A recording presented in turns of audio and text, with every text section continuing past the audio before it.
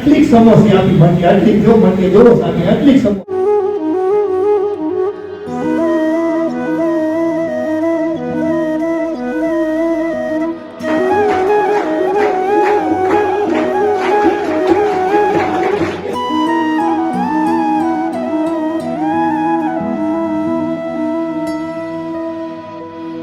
તો મહારાજ કે બ્રહ્માનંદ સ્વામીનો સત્સંગ કર્યો ને એની સમજણ આવી હોત, આમ સમજણ શું થઈ જાય?